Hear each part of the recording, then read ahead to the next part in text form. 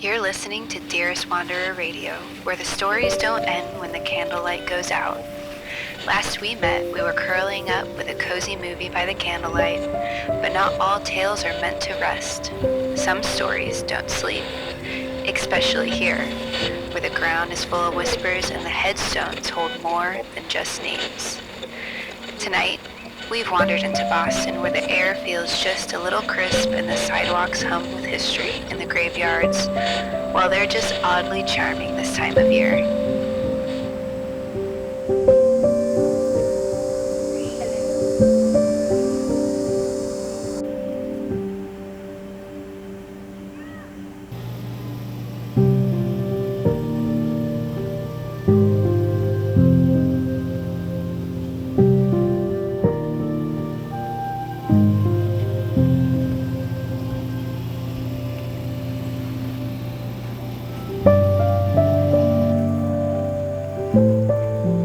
There's something about old cemeteries. The quiet feels deeper here, like the hush has weight to it. The stones stretched across the rolling hills like a forgotten library of names, some nearly faded and some still bold, all of them whispering stories we'll never quite know. We came in search of two names I knew we wouldn't find, Lily and James. But it felt fitting to begin our autumn journey this way. My love for the season always begins with the magic of Hogwarts and Harry Potter, and just like Harry, we wandered through the stillness of the graveyard, not searching for anything in particular, just soaking in the quiet and letting the season begin. This whole video is about finding inspiration, and what better place to start than here.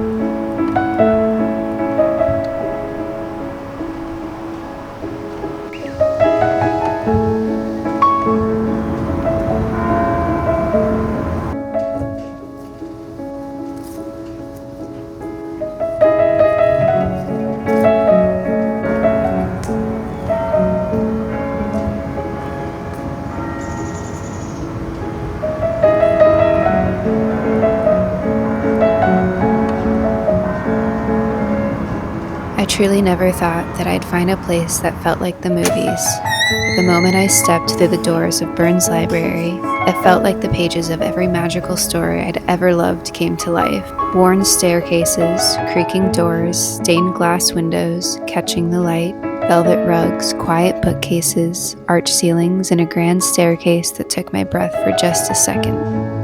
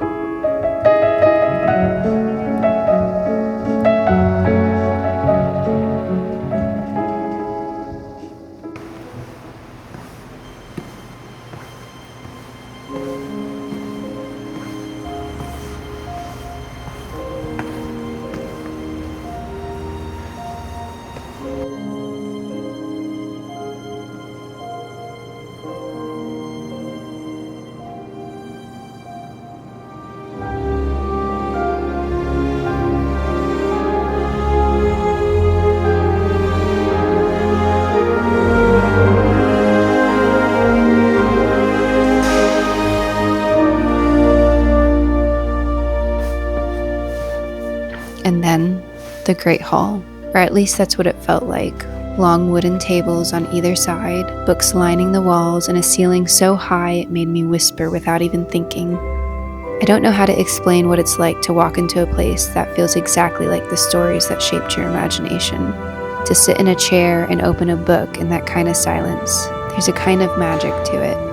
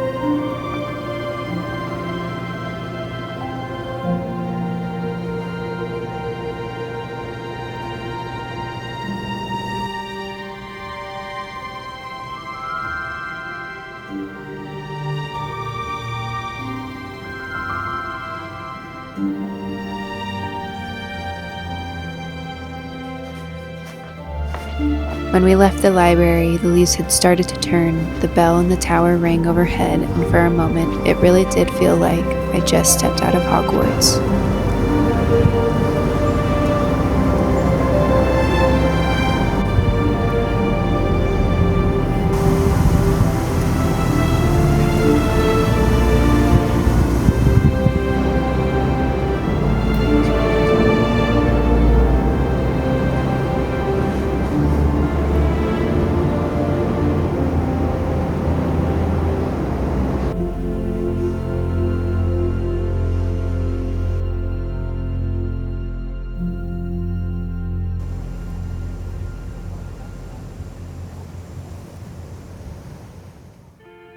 From the outside, the Gibson house doesn't look like much, but then again, neither did 12 Grimmauld Place. There's something about a house that doesn't show its secrets right away, and this one had layers. Room after room, floor after floor, it just kept unfolding. Dark wallpaper, old lanterns, the soft ticking of a grandfather's clock, staircases that led to more staircases, and doorways that felt like portals. Built in the 1850s and left almost entirely untouched for over a century, it is one of the only Back Bay homes preserved just the way it was. You can feel that when you walk through, the creak of the floors, the weight of the velvet wallpaper, and the light shifting through the lace curtains. Every hallway leads to another narrow staircase and another set of quiet rooms, filled with clocks, oiled lamps, and lives that once were. Got the music in you, baby, tell me why. Got the music in you, baby, tell me why. You've been locked in here forever and you just can't say goodbye. Kisses on the foreheads of the lovers wrapped in your arms. You've been hiding them in hollowed out pianos left in the After the Gibson House, we wandered down Acorn Street past the ivy-covered brick wrought iron fences and the hidden alleyways where gardens spilled over like they had been growing there for centuries. We followed the crooked sidewalks until the city opened up again and found ourselves in the public garden. People were everywhere, but somehow it still felt calm. Families on picnic blankets, people tossing snacks to squirrels, geese meandering like they owned the place, cyclists gliding through the paths, and swan boats drifting on the water. Everyone going their own way, yet part of the same kind of afternoon. Your lips, my lips, apocalypse. Go and sneak us through the river's flood is rising up on your knees. Oh, please, come on, haunt me. I know you want me. Come on, haunt me. Sharing all your secrets with each other since you were kids. Sleeping soundly with the locket that she gave you clutched in your fist. Got the music in you, baby, tell me why. And then we saw it, a building tucked quietly between the others, marked only by a red door and a number, 10.5 Beacon Street. It felt like magic, kind of like showing up to the platform 9 3/4, but for book lovers.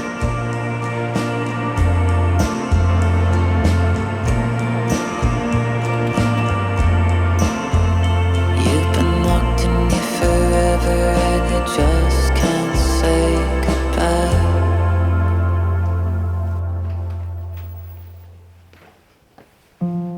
The Boston Athenaeum didn't feel like a library, it felt like a secret. Not dark like the restricted section, but bright and timeless, as if someone had quietly unlocked the door to knowledge itself. We wandered up the spiral staircase through reading rooms with green glass lamps and the balconies lined with books. There were maps, rare volumes, and corners made for getting lost in thought.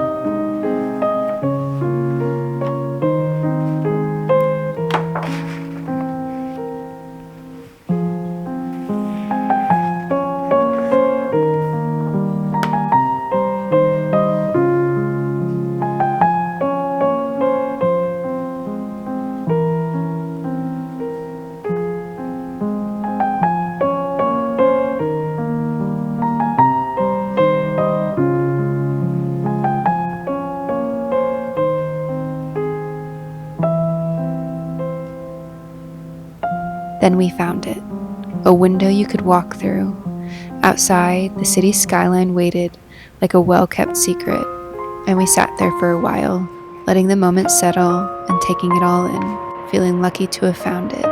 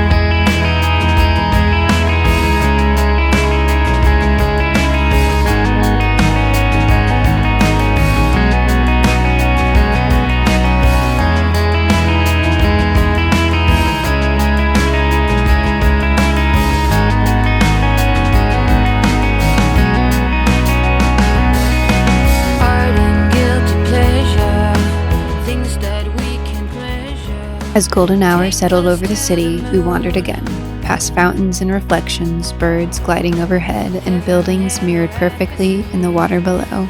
We passed the old State House just as the sun began to dip behind it and the day softening into the evening, the city glowing as the light began to fade.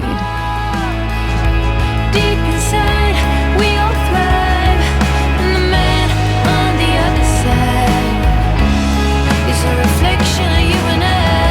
Spark, the antidote of our lives. Cut down on correction, lead us with affection. All or nothing, no gray zones. Species die, no major tones. Take us to the moon. Ancient Greek and dinosaurs. If you were here, you show us remorse. No one is immune. Spark, deep inside, we all thrive, and the man on the other side is a reflection of you and I. Spark, the antidote of our lives. Cut down on correction, lead us with affection. Before heading home, we returned to the Burns Library. One last look before the night was through. It was quiet but glowing, lights spilling through the stained glass, casting the soft colors into the stone. From the outside, it felt like a castle, arched windows, curved towers, warm lights cutting through the dark. And for a moment, it felt like Hogwarts, the version that lives in your heart long after the movie ends.